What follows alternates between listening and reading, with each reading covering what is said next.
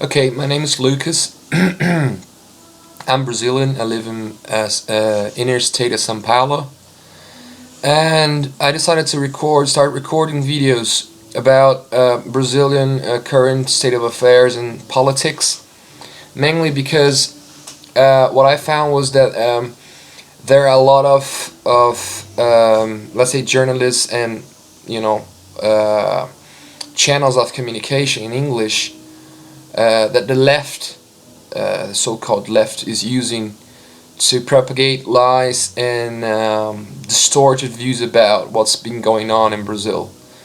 So, for instance, we have Glenn Greenwald, for example, which is, a bot, a George Soros bot puppet to tell lies about Brazil and about Jair Bolsonaro's government and about everything, he's seen here and on the other side, on the right, the so-called right, we don't have anyone spreading the news in English so that the world can hear what's being really going on, the real truth about the country and the current state of affairs and what's been going on in the Senate and in general. So I'm gonna start talking about a little bit of the history of what happened to Brazil, so you guys understand where we are now. And we came. Our democracy is really young, so we came for a period of dictatorship. Our democracy is like 50 years old only, and what happened in the dictatorship period was that the generals at that time, they thought that if they didn't leave any space for the left, and when I mean space, I mean space for free speech or space for propagating their ideas, then at that time they thought there would be like a civil war and a social revolution, because it was two extreme opposites facing each other. So what the government decided at that time, and I think it was a horrible decision looking back now, they came up with an idea which was, we call it the pressured pan idea, which was to leave some spaces for the left and fight the guerrillas, the guerrillas that were going on in Paraguay, and the communist guerrillas that were trying to take over Brazil to implement a communist dictatorship in Cuban modes. Okay, so that's what the generals decided. So let's leave the cultural spaces for the left, and let's kill them in the war, in the guerrillas. That was a terrible idea, and you know why? The left took over all universities, all newspapers, all literature, all music, and the whole of the country's cultural life and language, which is even worse. So, after 50 years of leftist cultural dominance, what happened? Well, Lula was elected, of course. And by then, Lula had already created the Foro of São Paulo, São Paulo Forum, Foro de São Paulo, we say in Portuguese. What was the Foro de São Paulo? Foro de São Paulo is an institution that gathers all the leftist, communist, and socialist parties in Latin America. Okay, and the worst thing is that they agree with political agenda without consulting their own fellows that are being governed by them, their population, for example. So, and even worse, the Foro de São Paulo was founded with FARC money, so drug money, okay, with all the cocaine influx, that's been going on in Latin America and the U.S. So the Foro de São Paulo is what we could say a criminal organization that was invented and created by Lula and Fidel Castro in order to how do I say in order to proceed with integrated communist Latin America. Okay, Fidel Castro's and Lula's dream was to integrate Latin America under one power, under one communist power, like a big Soviet Union. Okay, a big tropical Soviet Union. Okay, so that was the idea. But what happened was Lula, okay, all the communist governments in Latin America and the Caribbean were broken, of course, because in a communist country there's no economy, okay, everything's owned by the party and the government, so there is no way of getting rich apart from stealing from people. That's what they do. So what Lula did was to keep a capitalist centralized state economy in order to enhance and afford and support these communist governments around the world and Latin America. Okay, so he kept the communist flame alive when no one could. Okay, so for the Communist Party and the socialist movement, international socialist movement, Lula is a hero, and of course he's a hero. Okay, he kept so many of these movements alive while they were, choking to death because they had no more money and they had, nowhere to steal from anymore. So what he did was he lent a lot of money to Venezuela, to Cuba, Nicaragua, Congo, Guinea-Bissau, all of these communist dictatorships around the globe, Uruguay at the time as well. And what happened was these governments, they were really, grateful to Lula. But in Brazil, the Labour Party, he stole so much money, around. We're doing the math nowadays, and specialists are counting the money that's been, repatriated. But they estimate the Labour Party in Brazil stole around $3 trillion. $3 trillion from our economy. So the Labour Party stole so much money, they couldn't hide it anymore. And Lula was given a farm somewhere and then a flat somewhere, and he had so much money.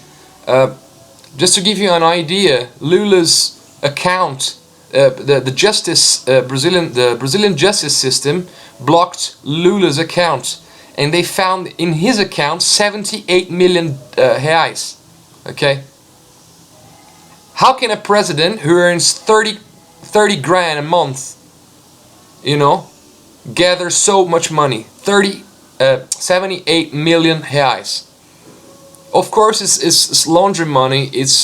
It's money from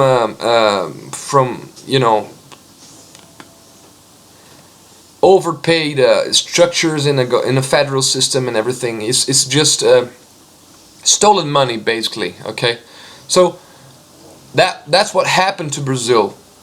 The Labour Party broke the country. Okay, why is that?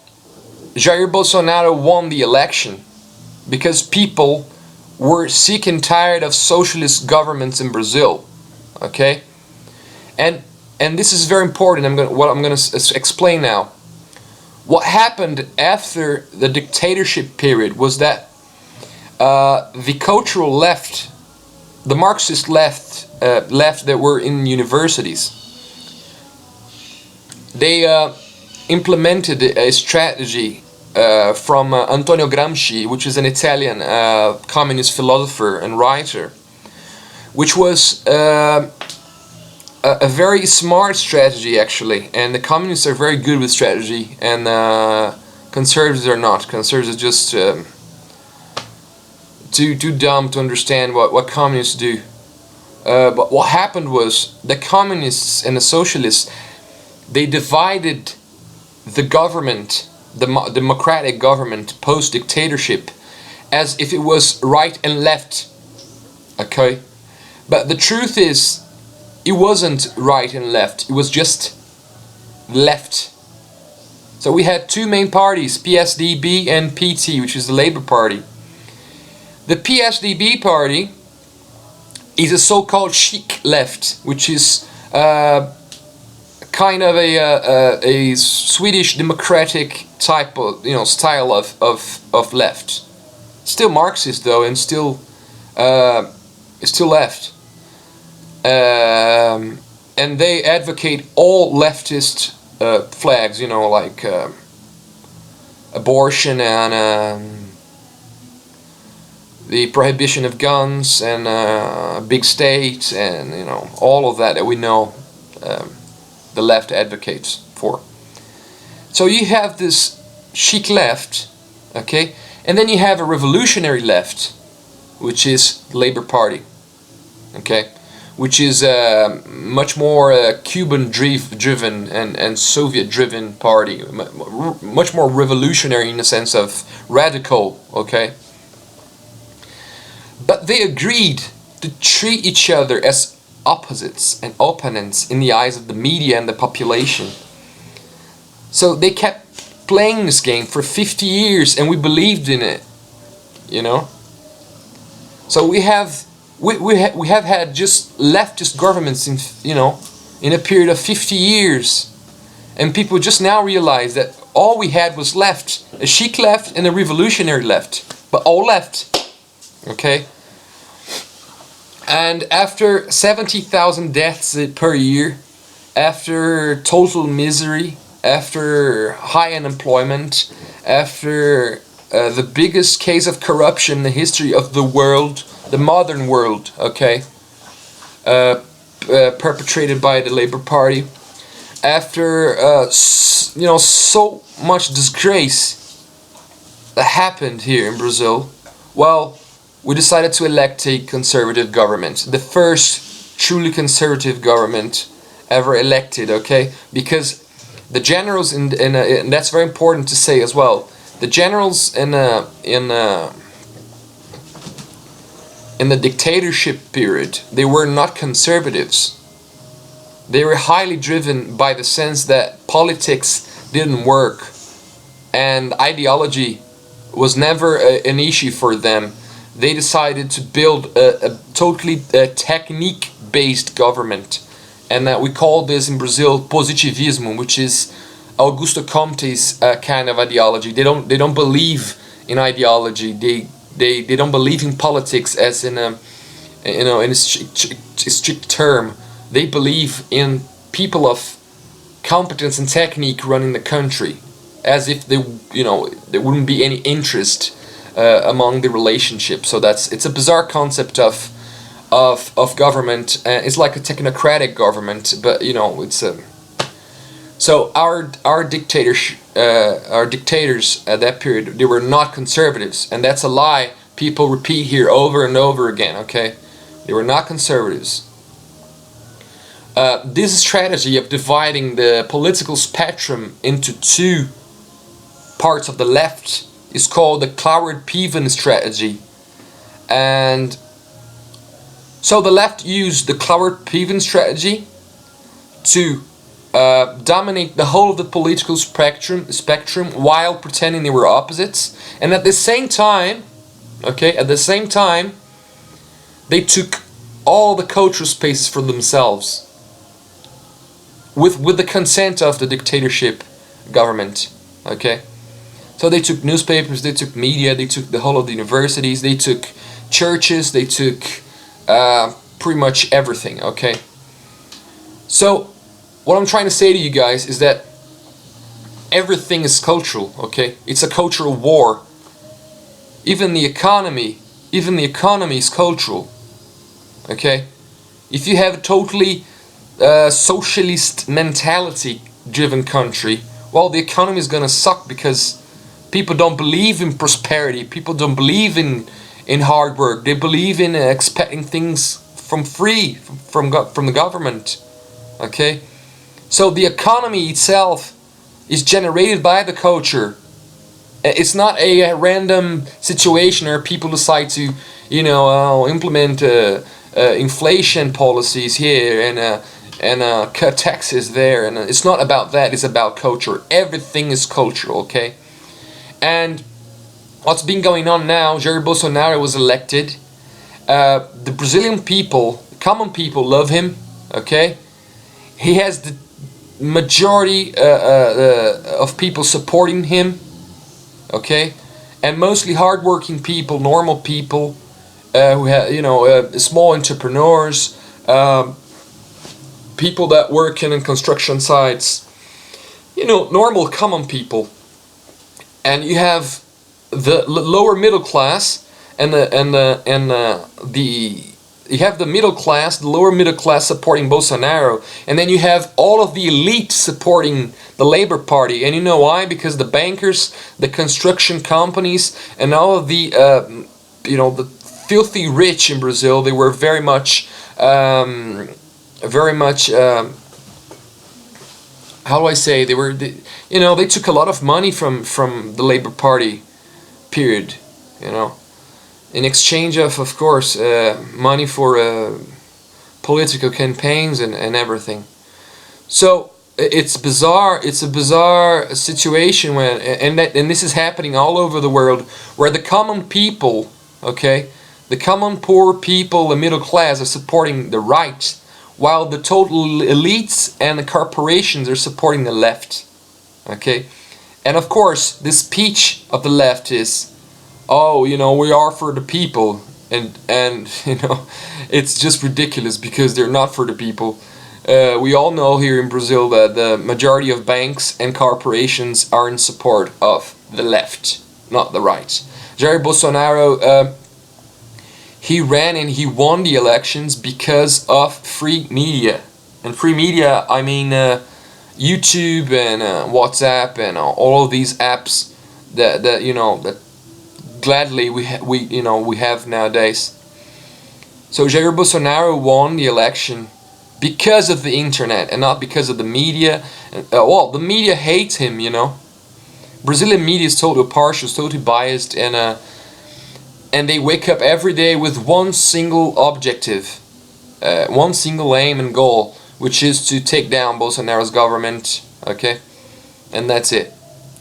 So that's it, folks. I'm gonna be recording a lot more videos about politics. I hope you guys enjoyed. I don't